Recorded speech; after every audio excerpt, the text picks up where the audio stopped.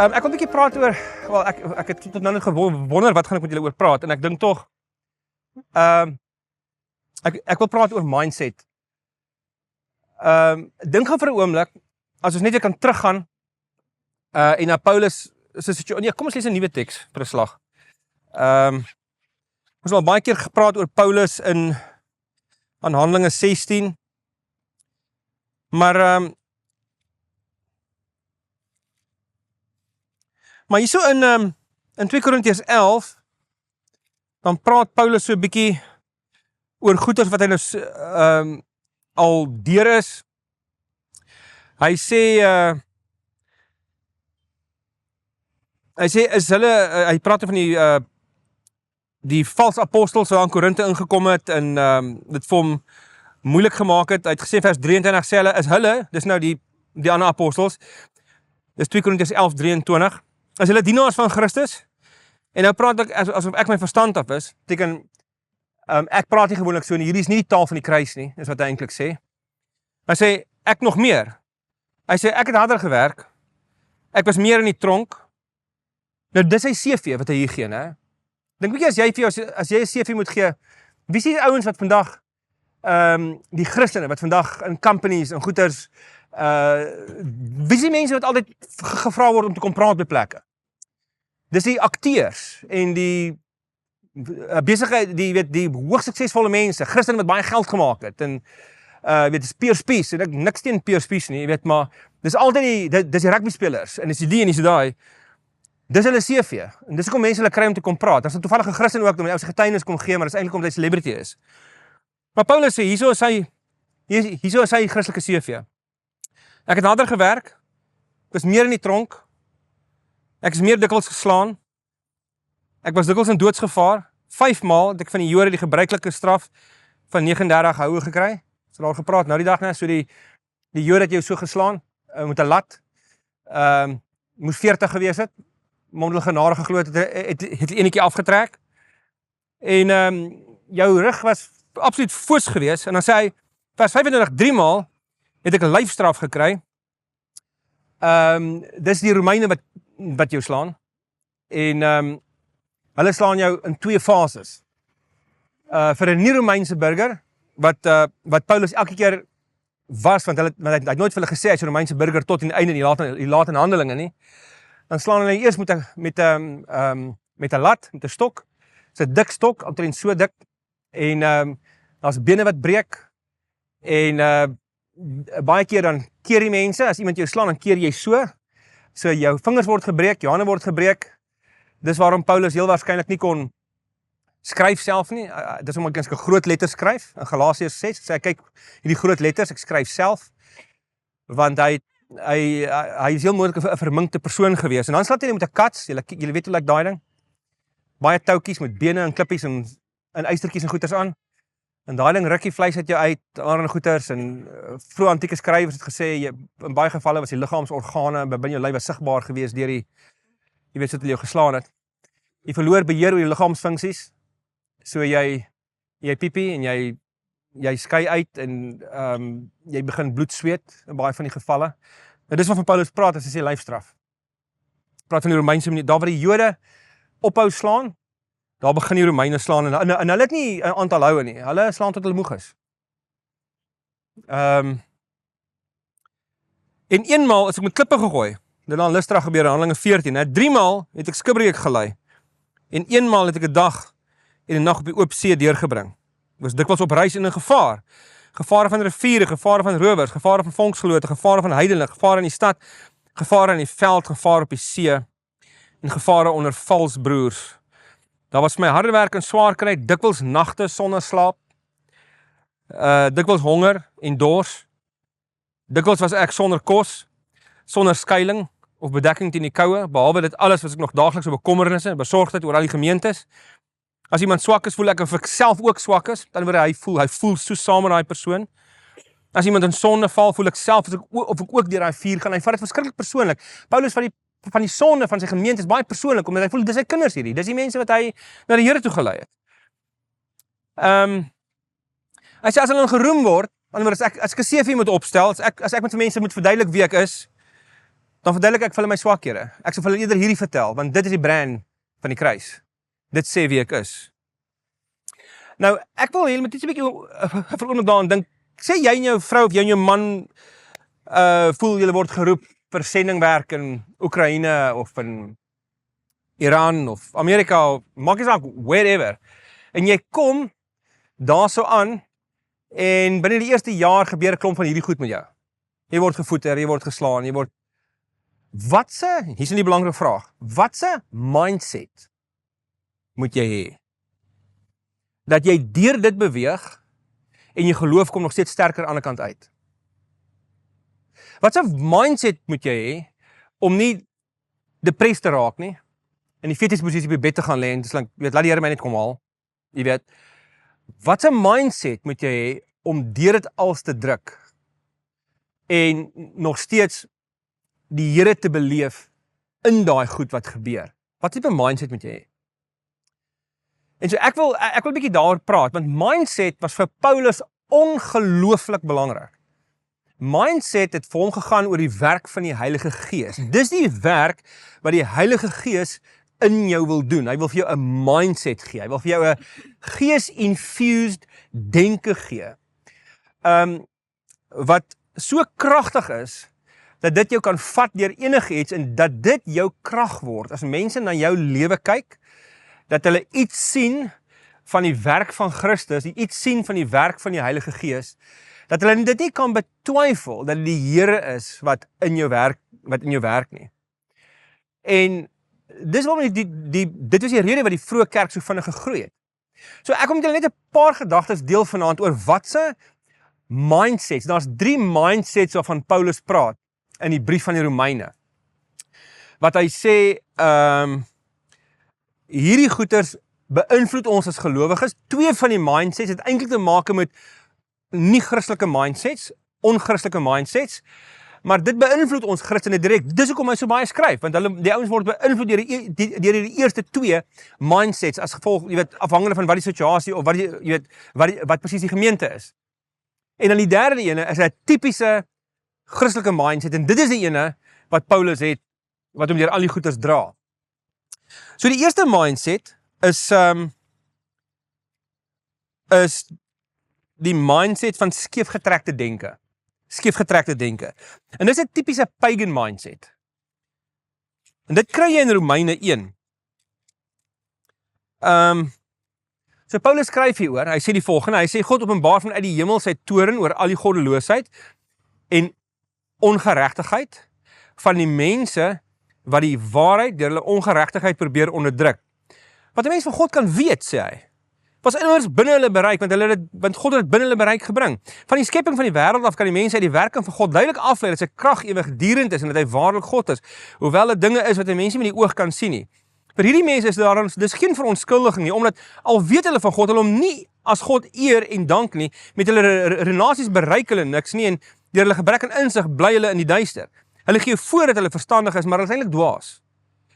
En dan gaan skiep ek so versie of 2 en sê hy, daarom, vers 24, gee God hulle oor aan die drange van hulle hart en die sedelike onreinheid, sodat hulle liggame onder mekaar onteer. Dis hulle wat die waarheid van God verruil vir die leuen. Hulle dien en vereer die skepsel in plaas van die Skepper, aan wie al die lof toekom vir ewig. Daarom gee God hulle oor aan skandelike drifte, hulle vroue verander in die natuurlike omgang, in teennatuurlike omgang.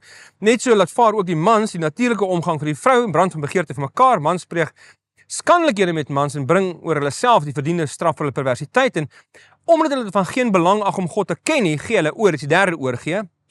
Dis nie die derde mindset nie, dis net in die eerste mindset die derde oorgee. Aan hulle eie verdraaide opvattings, sodat hulle doen wat onbetaamlik is. Nou hierdie eie verdraaide opvattings is 'n baie snaakse, is nie snaaks nie, is net 'n interessante woord, adokimon, nous. Nous is denke in Grieks, dokimon is gepaste, gesonde, goeie, sit 'n A voor dit, en is korrupte denke. So in die einde sê Paulus, die Here gee mense oor aan hulle eie korrupte denke, skeefgetrekte denke. Dan hulle denke wat maak het dat hulle die realiteit nie meer mooi sien nie. Hoekom doen die Here dit? As gevolg van wat doen hy dit? Wel, dit begin in vers 18, hè? God openbaar sy toorn. Wat is hel eintlik presies? Hy verduidelik hier wat hel is en waar hel begin. Net soos wat die ewige lewe volgens Johannes alreeds hier begin hel ook alreeds hier. Dis nie die uiteinde nie. Dit gaan tot na die dood in. Maar hel is, waar begin hel? Hel begin by 'n persoon, nou hy praat hier van die pagans, né? Hy praat van pagan godsdienste, en hy sê hulle onderdruk die waarheid. Deur wat? Hulle eie ongeregtigheid. Wat bedoel hy daarby? Nou ons het mekaar gesê, die pagan gode is wat? Antropomorfies, né? So hulle create vir hulle self gode, hulle het begeertes hier binne hulle, waarin hulle wil uiting gee. Jy gaan môre in Pompeii sien, hoe daai ons uitdrukking gegee het aan hulle eie vleeslikheid. So hulle het hierdie begeertes, dis hulle voorveronderstelling, dis hoe hulle wil leef, dis 'n besluit wat hulle reeds besluit, dis 'n emosionele commitment wat hulle bewuslik of onbewuslik reeds gemaak het, dis hoe hulle wil leef. So wat doen hulle? Hulle skep vir hulle self stories, wat hulle lewenstyl regverdig. Dit is hoe hulle God se waarheid onderdruk. Daar's 'n intuïsie by baie mense wat hulle kan sien, wie as ek in die skepping kyk, dan kan ek sien, daar, jy weet, daar is moontlik iets anders, maar hulle kies om hierdie rigting te volg. Wat is die Here se reaksie daarop? Die Here se reaksie daarop is hel. Wat is hel? Hel beteken die Here gee hulle oor aan hulle self. So die Here onttrek. Hy sê, okay, ek verhoor jou gebed. Ek onttrek. As jy die belewenis van my onderdruk, dan onttrek ek, en dit is waar dan kan jy aangaan om hierdie begeertes wat jy het, nommer 1 in eerste geval heteroseksuele begeertes, om uiting te gee daaraan, en kan maak wat jy wil. Die tweede is homoseksuele begeertes, jy kan uiting daaraan gee, net soos jy wil. En die derde ene is, net so in die algemeen, is eintlik 'n opsomming van dit alles, is jou eie verdraaide opvattings. Nou beteken dit, daai mense begin hulle eie, ekskuus vir die woord, bullshit glo. Hulle glo dit nou regtig. Hulle glo dit passievol. Hoekom? Want die Here het gesê, okay, dis fyn. Jy kan maar. En hel is God wat eintlik uit verhoudingswaardigheid sê, ek gaan myself nie afdwing op jou nie. Ek gaan klop in jou hart, ek gaan jou pursue, ek hardloop agter jou aan. Maar as jy by 'n punt gekom wat jy finaal gesê het, nee, ek voel so sterk daaroor dat ek dit nie wil doen nie en jy onderdruk dit, dan onttrek ek. Nou dit is, Paulus praat hier van pagans, né? Dis 'n belangrikheid. Hy praat nie van ons nie, hy praat van heidene. Maar nou skryf Paulus, hy skryf aan die Korintiërs, hy skryf aan die Galasiërs, hy skryf aan die ouens in Efese, en hy sê vir almal, julle is gelowiges. Julle ken die Here, julle is vrygemaak. Julle het nuwe lewens, julle het 'n nuwe identiteit wat die Here vir julle gegee het, maar julle word beïnvloed deur die pagan denke rondom julle. Want Christene kan ook, al is hulle waar gelowiges, kan ook hint sê van daarvan om die Here se stem te onderdruk. Jy doen dit in die naam van die Here. Ek kan vir julle sê, as predikant, dit is so. Ek sit baie keer met mense in my studeerkamer of by 'n coffee shop of waar ook al, en hulle is in 'n bepaalde soort van huwelik, en die een begin 'n affair, en regtig gelowige mense, en jy probeer baie mooi, en jy praat, en jy pleit, maar hulle is net nie bereid, hulle het allerlei argumente, en jy kan net hoor, dis als rubbish, dis als nonsens, maar hulle onderdruk die waarheid, deur hulle eie ongeregtigheid. Of minder, noem dit nou maar, minder oënskynlik ernstige dinge. Jy weet, ek het al baie keer met mense gesit, hulle het net 'n bepaalde opinie, oor 'n stupid ding soos die eindtyd, of soos wat ook al, en dan sê ek net vir mense, hoorie, maar as jy nie bereid, lees net hierdie gedeelte, lees net daai ding, nee, ek het my standpunt opgemaak, baie dankie, ek is fine. Dis 'n baie gevaarlike ding, dit is hoekom 'n gelowige altyd so oop moet wees, dat die Here jou opinies verander. Dit is 'n mindset wat ontsaglik belangrik is om van kennis te neem. So Paulus sê, die eerste mindset is mense wat die waarheid van die Here onderdruk. Dis 'n doelbewuste ding. Ons as gelowiges kan ook daaraan skuldig wees. Dis by the way 'n algemene ding as jy Jesus se gelykenis lees. Sy gelykenis van die koninkryk, Markus 4 en Matteus 13, gaan oor 'n gelykenis van die saaiër, né? Ons het al baie daaroor gepraat in die gemeente. Ek weet nie of julle dit onthou nie. Die gelykenis van die saaiër gaan eintlik oor mense se ore is toe. Dis Jesus se opinie oor die wêreld. Mense luister nie. Hulle ore is toe. Dit was Israel se probleem, reg deur die Ou Testament. Hy het hoeveel keer vir hulle gesê, jy weet, het die woord van die Here tot mense gekom. En hulle druk eenvoudig net hulle ore toe.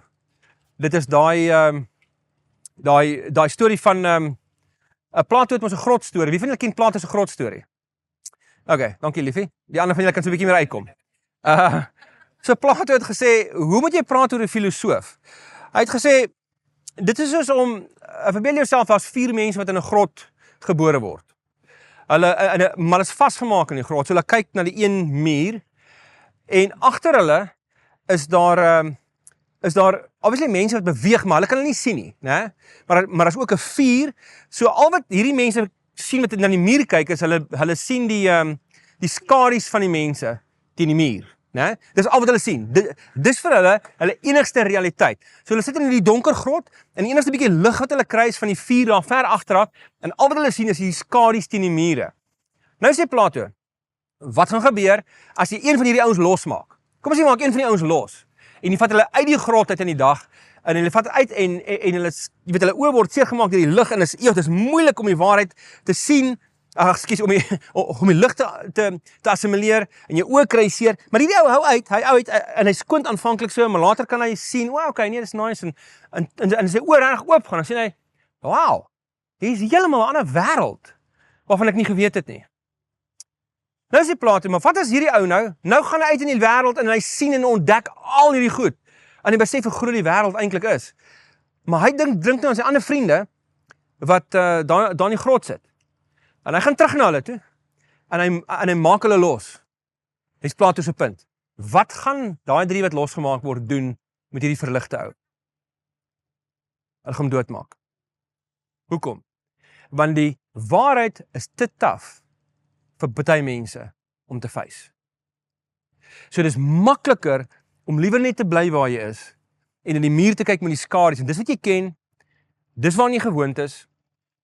En dis waarom Jesus vir die ou in Johannes 5 sê, daai ou wat 38 jaar siek is, onthou julle daai gedeelte? Hy is 38 jaar siek, is daar by die bad van Bethesda. As ons 'n bietjie Israel toe gaan, miskien later gaan ons dan kyk ons daar na die bad van Bethesda. Dan vra Jesus mos die heel eerste vraag, Jesus vir hom vra is wat?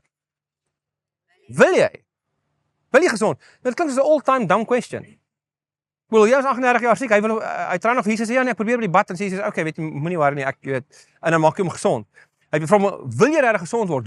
Hoekom is dit belangrik? Want onthou nou, hierdie ou dink regtig in sy kop hy wil gesond wees. Maar hy bly sy hele lewe lank op 'n maatjie van 1 by 2 meter. Dis sy wêreld. Mense was hom, mense bad hom.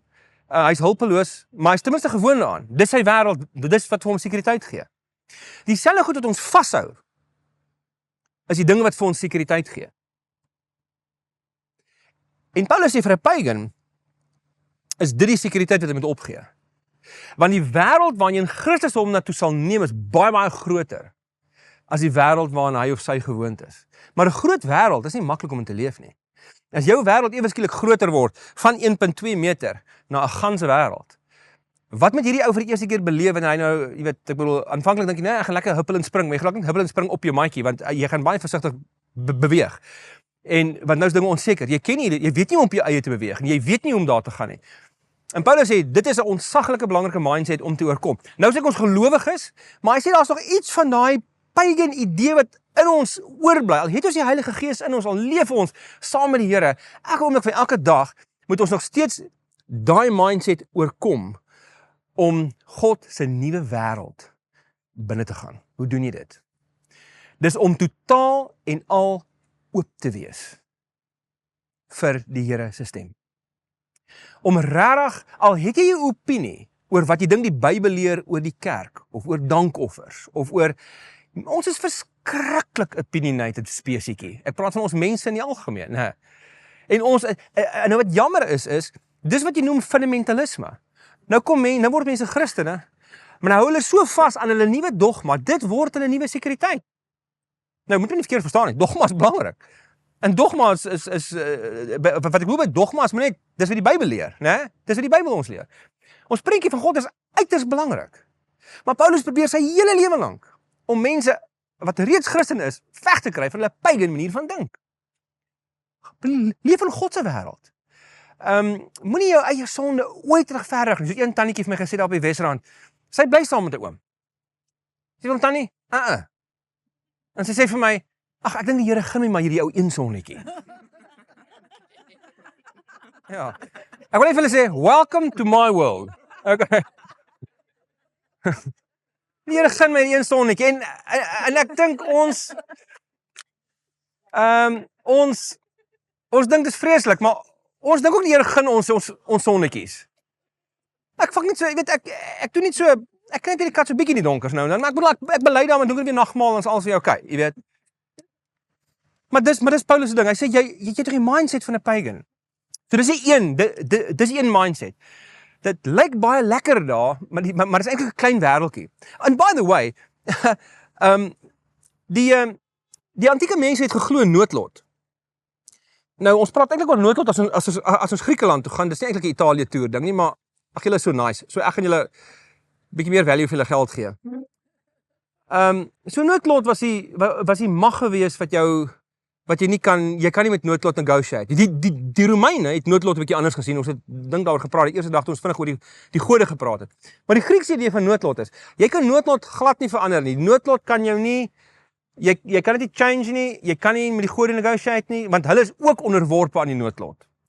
So jy kan niks daaraan doen nie, dis hoe die lewe is, dis bestem, jou streepie is getrek, jy kan niks daaraan doen nie. Nou Paulus glo glad nie in noodlot nie. Natuurlik nie, want genade deurbreek noodlot.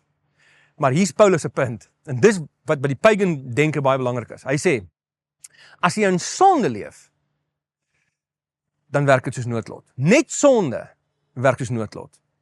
As jy in sonde leef, is die toekoms predicted. Dit is baie duidelik wat jou uitkoms gaan wees. Maar as jy saam met die Here leef, onder leiding van die Heilige Gees, is die wêreld oop voor jou. Niks is voorspelbaar nie. Jy lewe in die wêreld van die opgestane Christus. Dis 'n amazing plek om te wees. Okay, ek wil nie te lank wees. Ons kan nog lank oor hierdie ding praat, maar ek wil praat oor die tweede mindset. Paulus kyk hier so terug as 'n Christen na sy tyd toe hy 'n Jood was. Maar hy is nog steeds 'n Jood, maar toe hy nog onder die wet was, né? So hy sê, wat is ons dan gevolgtrekking? Dat die wet van Moses sonde is? Sê hy, nee, beslis nie. Inteendeel, ek sou nie geweet het wat sonde is nie, as dit nie deur die wet is nie. Ek sou byvoorbeeld nie geweet het dat dit sonde is om te begeer nie, as die wet nie gesê het, jy mag nie begeer nie. Maar deur hierdie gebod het die sonde vaster plek gekry in die soort begeerte wat my aan die gang sit, want sonder dit, want sonder die wet is die sonde dood. Voorheen toe die wet nie daar was nie, het ek gelewe. Hoor jy, dis 'n snaakse ding wat hy sê, né? Voorheen toe die wet nie daar was, het ek gelewe. Maar toe die gebod gekom het die sonde begin lewe. Ek het gesterwe. Dit het geblyk dat die gebod wat bedoel was om die lewe te bring, maar die dood beteken. Die sonde wat deur die gebod vaster plek gekry het met deur die gebod mislei my doodgemaak. Ek begryp self nie wat ek doen nie. Want wat ek wil doen, dit doen ek nie. Maar wat ek haat, dit doen ek. Dat ek nie wil doen wat ek doen nie, beteken dat ek toegee dat die wet goed is. Nou Paulus is lekker die mekaar hierso, né? Maar nie regtig nie. Hy weet presies wat hy sê. Maar sy Grieks hierso ook is vrek moeilik, want hy is so op 'n rol om vir mense dit te verduidelik. Hy laat sekere woorde uit. Jy moet so half invul wat jy dink hy probeer sê. So die ouens wat dit vertaal het, was baie slim geweest. So wat bedoel hy? So die tweede mindset is godsdienstige denke sonder Christus. Met ander woorde, die wet sonder Christus. Wettiese denke. En dis eintlik maar godsdienstige denke. So, die eerste mindset, weet hierdie mense nie meer wat reg en wat verkeerd is nie, né? Want God het onttrek, hulle onderdruk die waarheid, so hulle ken nie die waarheid nie. Hulle weet nie wat reg en verkeerd is nie. Hierdie tweede mindset, hierdie mense weet wat's reg en verkeerd. Maar dit help hulle nie. Nou is dinge eintlik erger. Want ek het nooit regtig gedink aan, jy weet, sê nou maar, materialisme of weet aan my ryk buurman se baie geld nie, maar nou sê die wet vir my, moenie jou buurman se geld begeer nie. Nou wat maak dit in jou wakker? Moontlikhede. Nou sê jy, jy's maar, hy is baie ryk. Nou kyk jy so op na die heuwel waar hy bly. Nou sê jy, So wat doen die wet met jou? Die wet maak jou bewus daarvan dat jy nie het wat ander mense het nie. Die wet maak jou daarvan bewus dat daar goed binne in jou is. So jy weet wat's reg en jy weet wat's verkeerd. Maar jy kan niks aan doen nie. Jy probeer hard hierdie mense hulle verstaan wat's reg en verkeerd, maar hulle probeer deur suiwer wilskrag. Dis die ander mindset. Ons nog steeds dieselfde tweede mindset. Hulle probeer deur suiwer wilskrag om die regte ding te doen. Maar die probleem is, die mag van sonde is te sterk. En die begeertes van die mens om in sonde te leef is te sterk. So mense wat uit dit alleen probeer kry het eenvoudig net nie reg nie. Ek het nou die aand vinnig net vir julle genoem. Dit is hier waar Paulus eintlik sê die wet is soos 'n verkeerslig. Nou onthou julle dit? Ons het al gepraat. Die wet is soos 'n verkeerslig. Hy kan vir jou wys, dis groen, jy weet, of is oranje of is rooi, maar dit kan nie vir jou sê wat jy moet doen nie. Ekskuus, kan vir jou sê wat jy moet doen, maar dit kan jy nie keer nie. Dit het geen beheer oor jou nie. Dit help jou nie om 'n nuwe lewe te leef nie. Al wat dit doen is, dit wys vir jou wat verkeerd is. Nou weer eens, baie mense in die kerk, mense wat die Here regtig ken, so hy praat nou heel eers die praat van die Jode, né? By the way, mense dink baie keer, dit wat hy sê, dit wat ek wil doen, doen ek nie, en dit wat ek nie wil doen nie, dit doen ek. Hy praat van 'n gelowige wat struggle met sy sonde, né? Nou, dis nie van wie hy praat nie, hy praat van homself, toe hy nog onder die wet was, voordat hy Christus geken het. So hy sê, as ek terugkyk na myself, dan, ek het geweet wat die regte ding is. Maar ek verstaan nie, ek kry dit nie gedoen nie. So hy praat nie van die stryd van die gelowige nie. Het die gelowige ook 'n stryd, die Christus gelowige? Ja, maar dis meer waarvan Galasiërs 5 praat. Right.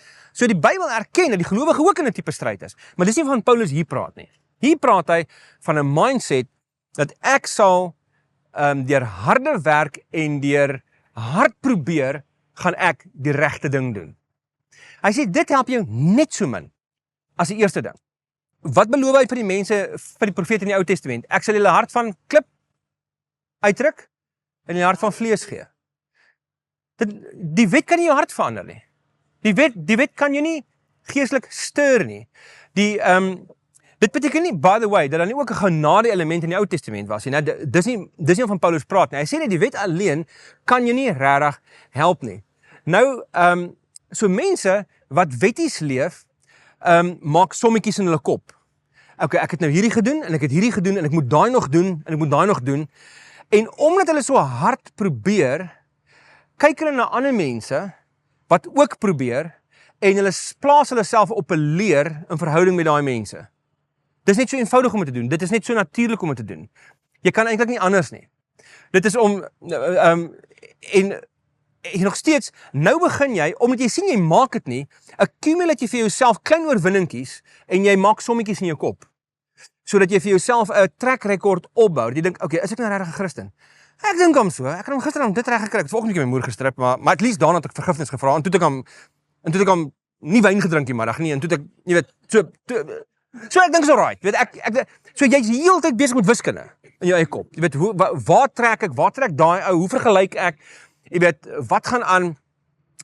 Want wilskrag is iets wat jy in die moeilikheid kan laat beland. Dis is ek nou vir julle sê, oor ek gaan nou die Comrades hardloop as ek terugkom in Pretoria. Of ek gaan nou die Ironman doen. Somme maandag.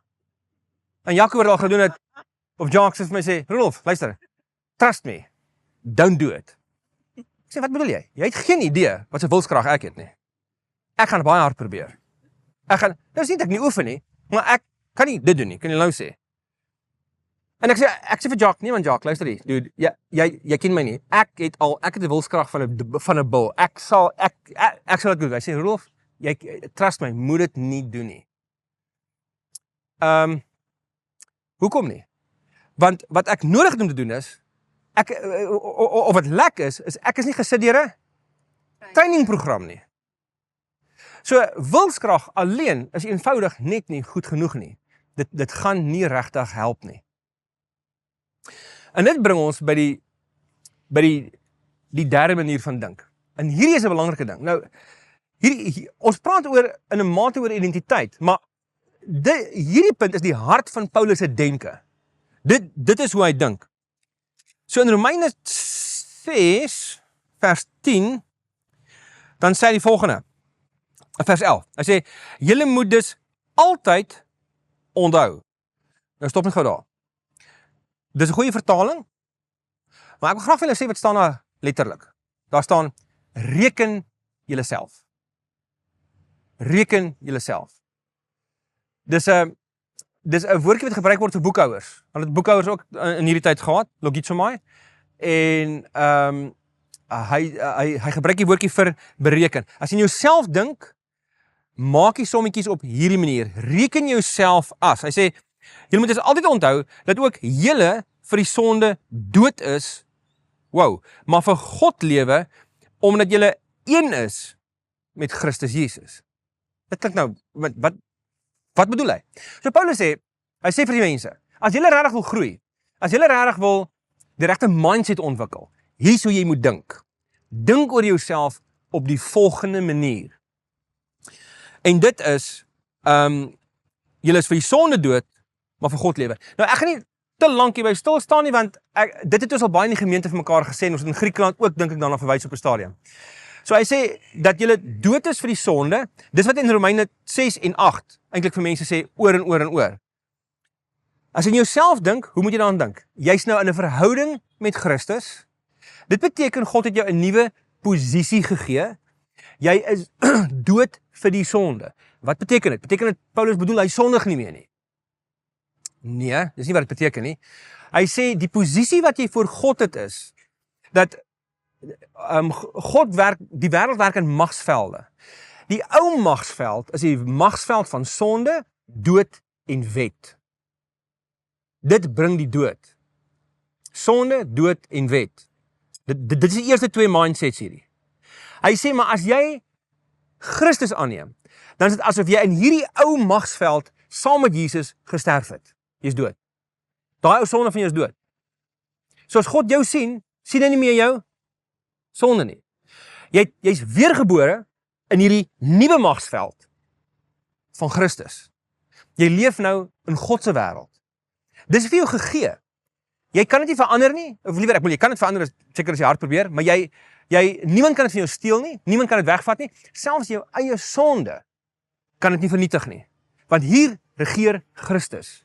Sy genade heers hier. Hier regeer genade en lewe en liefde en joy. En dis die wêreld waarin jy jouself nou bevind. Dit is, met ander woorde, in die oë van die hemel, kyk alle engele en kyk God na jou, en al wat hulle sien is, jy's dood vir die sonde, jy kan nie meer sonde doen nie. Jy leef nou in God se wêreld. Jy's lewend vir die Here. Dis jou posisie in die Here. Dis jou nuwe status.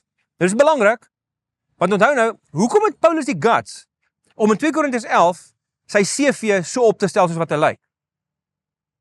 Omdat hy weet, hierdie is sy nuwe status.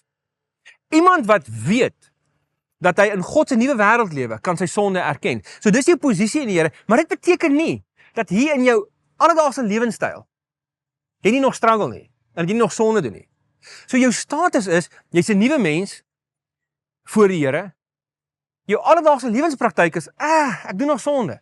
Maar dis nie meer my identiteit nie. Dis nie meer waar God my sien nie.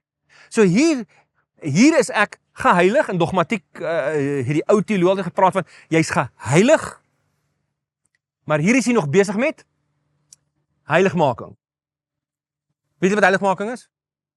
Die proses van sonde aflê en meer soos die Here word. Né? So ek maak nog droog, maar die sonde wat ek nou doen, is nie meer my identiteit nie. En dan, as jy ooit twyfel, as jy ooit wil sien wat jou status voor die Here is, lees Romeine 6, maar lees veral Romeine 8. Teoloë strei nie eens vreeslik daaroor, dat dit die mooiste hoofstuk in die ganse Nuwe Testament is. Want daar sê Paulus wat dit beteken om in God se nuwe magsveld te lewe. Daar's dus nou geen veroordeling vir die wat in Christus Jesus is nie.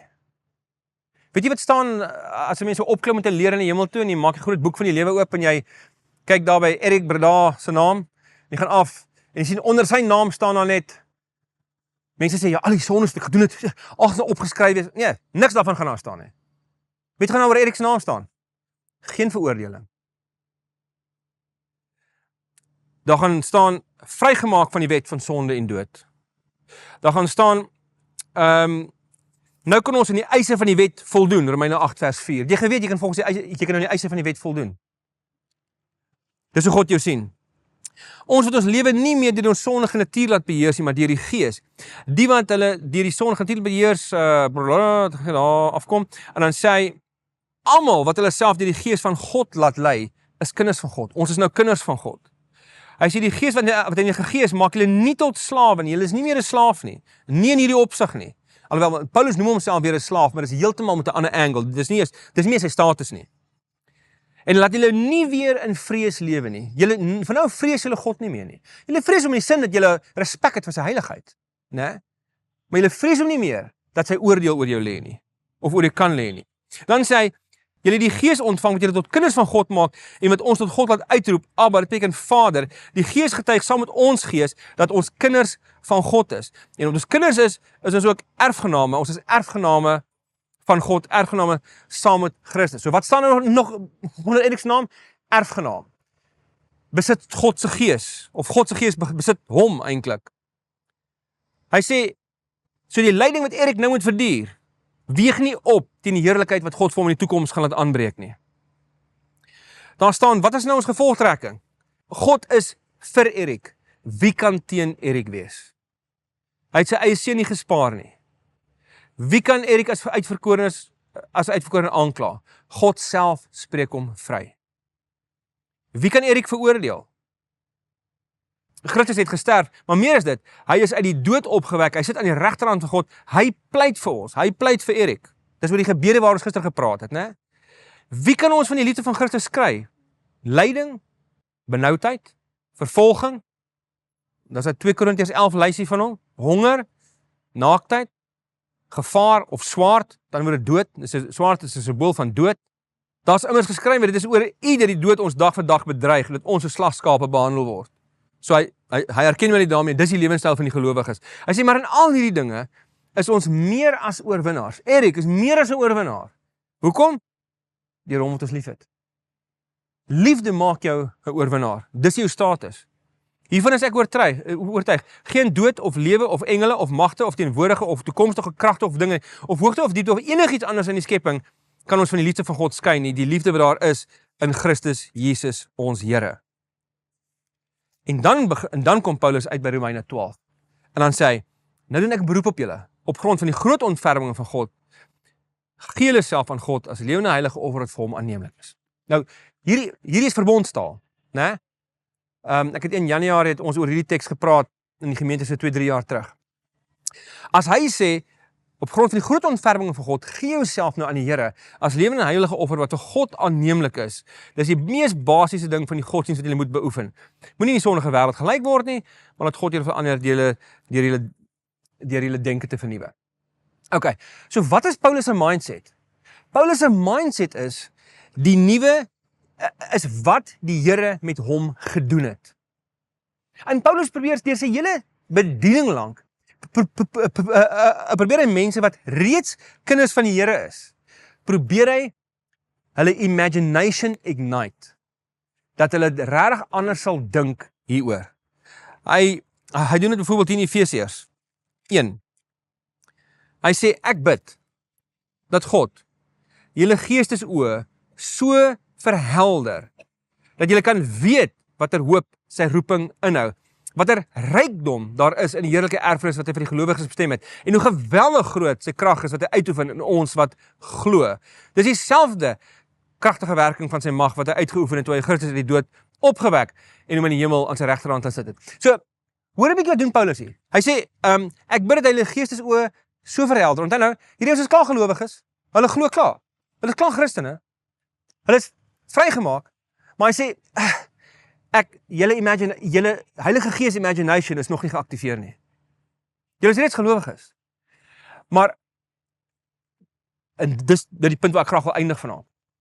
En dit is, kennis van die Bybel help ons nie noodwendig nie. Daai kennis moet openbaring word. Daai kennis moet deel van jou, moet nie in jou kop sit nie, dit moet deel van jou bloedsomloop word. Hoe gebeur dit? So, baie mense weet baie goed. Ek bedoel, ons in die oorte van Pretoria, ons wat die enige kerk groot word, baie van ons heng ons met baie kennis. Ons ken die Bybel, selfs mense wat vir my teen die toer bely het, hulle ken nie die Bybel baie goed nie. Selfs jy ken die Bybel beter as baie. Maar dit help nie noodwendig nie. Hoekom nie? Want daai kennis het nog nie noodwendig openbaring geword nie. Hoe gebeur dit? Hoe skakel daai kennis om in openbaring? Die psalmskrywers het vir ons verduidelik hoe. In Psalm 1, dan sê hy, dit gaan goed met die mens wat nie die raad van goddeloses volg nie met sondaars omgaan, met lidsinnige saamspan nie, hoor nou, maar wat in die woord van die Here sy vreugde vind en 'n dag en nag oordink. Hoe gebeur kennis?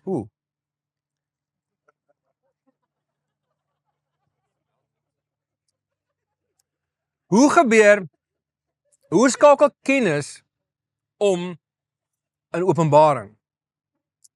Dis die werking van die Heilige Gees. Wanneer jy in die Here se woord, kom ons vat die konteks van die Nuwe Testament, wanneer wat met jou gebeur het in Christus, jou verlustig daarin. Met ander woorde, dat jy 'n honger ontwikkel vir sy woord wat unstoppable is, dat en dit dag en nag oordink. Met ander woorde, om iets net te weet is nie genoeg nie. En weet jy wat doen ons? Ons is consumers van kennis. So as ons kennis opdoen, wat doen ons? Ons los dit. Okay, ek weet dit mos nou. So ek wil dit nie weer hoor nie. Ek het hierdie preek al gehoor. Jy weet, nou as ek in die kerk en ek dink aan KFC, want ek het mos nou hierdie al gehoor. I know it. Maar dis wat die fout maak. Daai kennis wat jy het, en by the way, die Jode en die Grieke, daar's baie skole in elk van die twee partye, maar kom ons vat met vir eenvoud. Die Jode en Grieke het baie anders gedink oor kennis. Die Grieke het baie gedink aan kennis is redelik klinies, is rasioneel, en as jy 'n ding weet, dan weet jy dit. Die Jode het gesê, nee, is laf. Jy kan 'n stuk kennis hê, maar hoe meer jy oor dit dink, hoe meer ontvou daai kennis. Dit raak groter. Dit expand. Onthou ons praat baie keer oor dat waarop jy fokus, vermenigvuldig. Dis hoekom Paulus sê in Filippense 4, dit wat goed is, dit wat waar is, dit wat rein is, daarop moet jy hulle gedagtes rig. Dis Psalm 1 taal daai. So ons kom nou aan die einde van ons toer, en hierdie boodskap is nie 'n boodskap wat ek praat nogal baie oor hierdie ding, en soms so spontaan in boodskappe, my kollegas doen dit ook, maar ek voel nie ons kan op 'n ander punt eindig nie. Ons is nog nie klaar met die toer nie. Ons môre lê nog voor. Ons gaan môre nog 'n sessie of 2. Maar ek wil net terwyl ons hier lekker rustig is en niks jaag ons nie en weet ons is okay en ons kyk vir die seemoeue en die goeters en weet en dink hoe sal 'n seemoe KFC maak? Sal dit beter wees? Hoe sal dit werk? Wil ek ons net so 'n bietjie dit weer vir mekaar sê.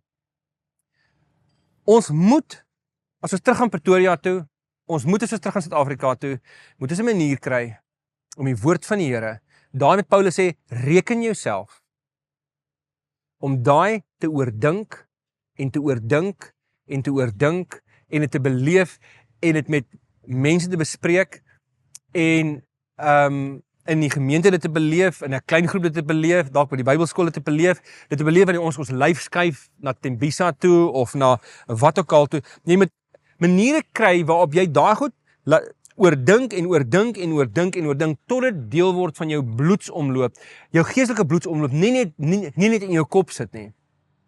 En ons het 'n hond, ek het heel ons het 'n ding wat ek altyd as ek dink aan meditasie, aan die meditasie van die Bybel, dink ek aan ons hond wat ek gehad het, Tiger, toe ek 'n tiener was.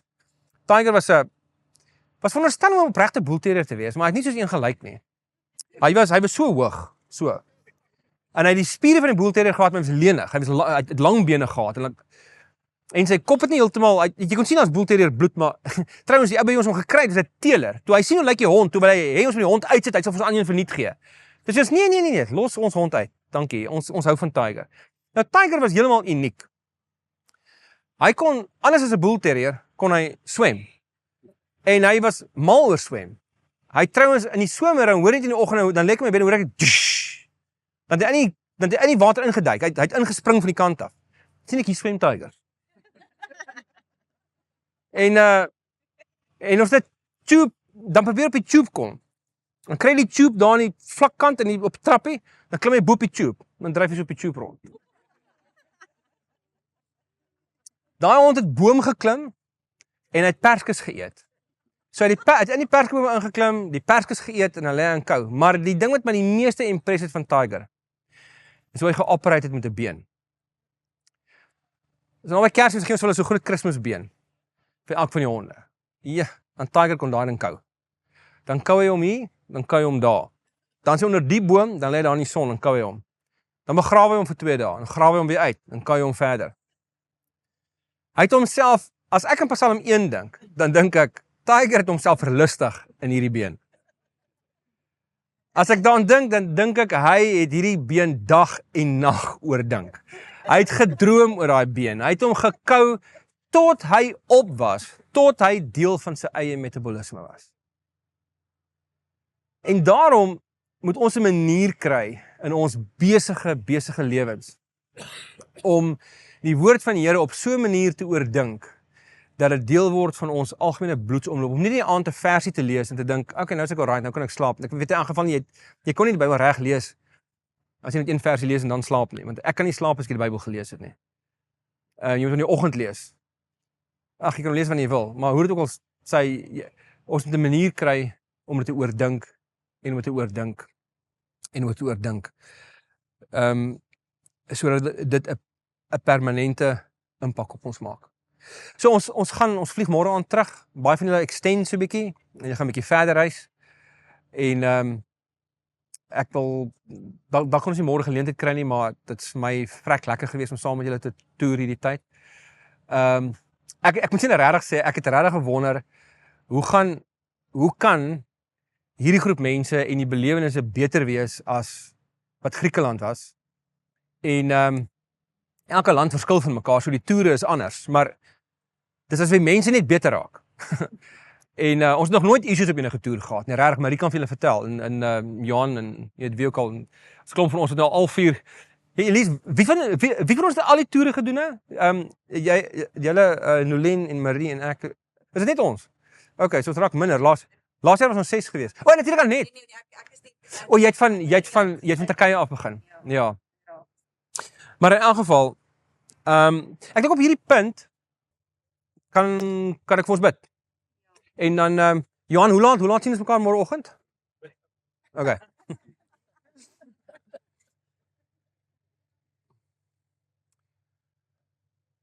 Ons lewende Here, dankie vir hierdie incredible view wat ons kan hê. Met die sonnetjie wat so besig is om te sak. En dankie so net vir ons saam wees hierdie paar weke, dae, bietjie meer as 'n week. Dankie vir u liefde. Wat ons ook uitgedruk kon sien onder ons as 'n gemeenskap hè. Dankie dat u getrou is aan ons, Here. Ons sê vir u baie dankie vir al dat u ons bewaar het tot nou toe. Dat u ons leer, dat u ons skool, dat u selfs vandag wanneer ons tyd afgehaat het, dat u gees nooit af is nie, dat u steeds in ons werk en met ons harte besig is en besig is om ons nader te neem aan ons gelykvormigheid aan u. En Here, maak ons net meer soos u asseblief en lei ons. En op die laaste dag wat ons môre het, wil ek vir vra Here dat u ons nog steeds, dat u ons in die hand sal hou, dat u ons sal bewaar en dat u ons sal veilig reis terug, Here, en vir die wat hulle reis gaan voortsit, dat u met hulle sal wees. En Here, vir diegene van ons wat terug gaan Suid-Afrika toe, dat ons, as ons die werk weer en alles weer op 'n running pace slaan, dat ons nie sal vergeet wat ons oor gepraat het nie, en wat ons oor gebid het saam nie, wat ons oor gesels het in die bus nie, wat ons beleef het nie. Ek bid dat Italië in ons hart gevestig sal wees. Hierdie is 'n land, hierdie land is deel van u wêreld. So baie het hier gebeur vir u koninkryk. En ek bid dat daai legacy wat gebeur het in hierdie land ook in ons harte gevestig sal wees. Ons bid dit als Here Jesus in U naam en almal sê Amen.